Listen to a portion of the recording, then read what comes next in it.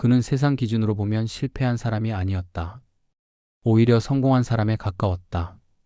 이름만 말해도 고개를 끄덕이게 만드는 회사에 다녔고 연봉은 어느새 억대를 넘겼다. 월급은 단 한 번도 밀린 적이 없었고 통장은 매년 조금씩 두꺼워졌다. 부모는 친척 모임에서 그의 이야기를 꺼냈고 사람들은 요즘 같은 세상에 이 정도면 대단한 거다라며 부러워했다. 그는 그 말에 웃으며 고개를 끄덕였다. 틀린 말은 아니었기 때문이다. 아침은 늘 같았다. 알람 소리에 눈을 뜨고 씻고 정장을 입고 같은 시간에 집을 나섰다. 같은 지하철 칸, 같은 자리에 서서 같은 풍경을 바라봤다.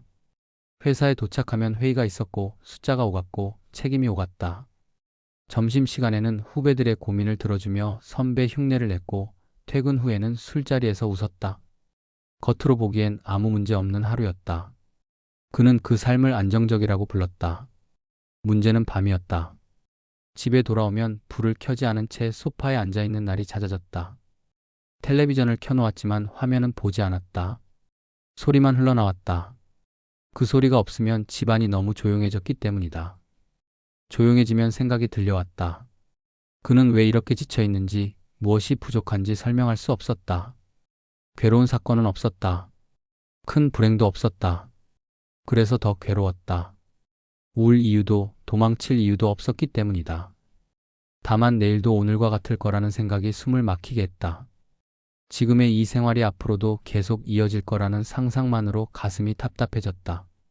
그는 종종 이런 생각을 했다. 이렇게 계속 살아도 되는 걸까? 질문은 매번 같은 자리로 돌아왔다. 어느 날 밤 그는 휴대폰을 들었다. 누구에게 전화를 걸지는 정하지 못했다. 연락처는 수백 개였지만 그중 누구에게도 지금의 마음을 그대로 말할 수 없을 것 같았다. 괜히 분위기를 흐릴 것 같았고 설명하다가 더 초라해질 것 같았다. 그는 휴대폰을 내려놓고 다시 불 꺼진 방에 앉아 있었다. 그날 밤 그는 자신이 생각보다 훨씬 외로운 사람이라는 사실을 처음으로 인정했다. 그 외로움은 소리 없이 커졌다. 어느 순간부터 웃는 얼굴이 점점 줄어들었다. 회식 자리에서도 웃어야 할 이유를 찾지 못했다. 상사는 농담처럼 요즘 왜 이렇게 말이 없냐고 물었고 그는 대답하지 못했다. 잘 모르겠다고 말하기엔 너무 솔직한 것 같았고 괜찮다고 말하기엔 거짓말 같았다. 그는 그저 웃으며 고개를 끄덕였다. 가장 길었던 밤은 어느 특별한 사건도 없는 날에 찾아왔다.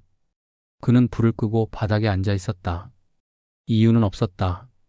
서 있기도 싫었고 눕기도 싫었다. 시계 초침 소리만 또렷하게 들렸다. 그때 문득 이런 생각이 스쳤다. 죽고 싶다는 생각은 아니었다.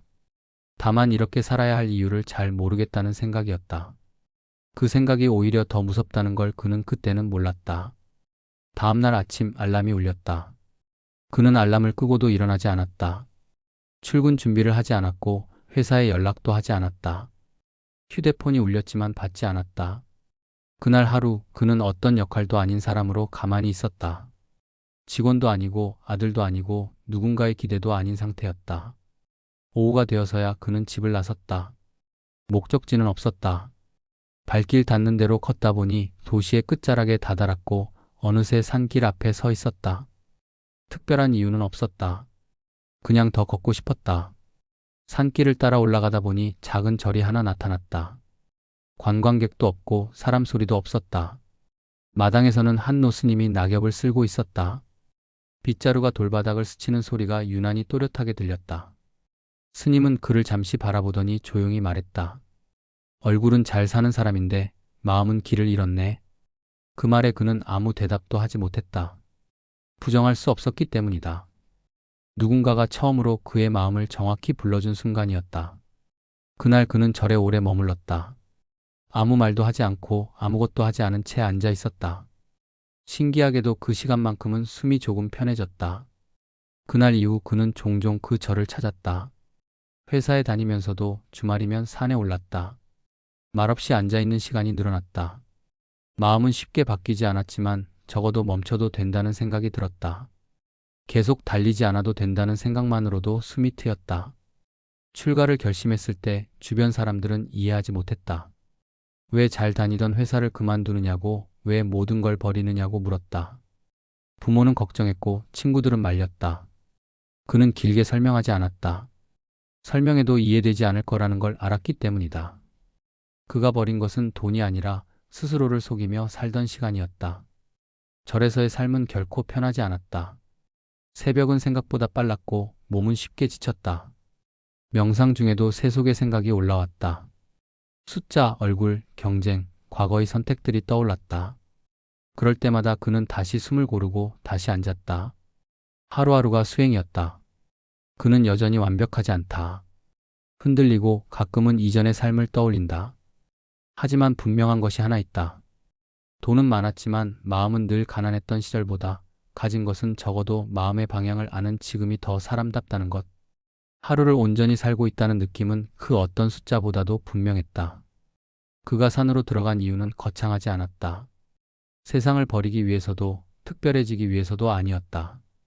그는 그저 길을 잃은 자신의 마음을 찾고 싶었을 뿐이다. 그리고 그 마음을 데리고 다시 숨 쉬는 법을 배우고 싶었을 뿐이었다.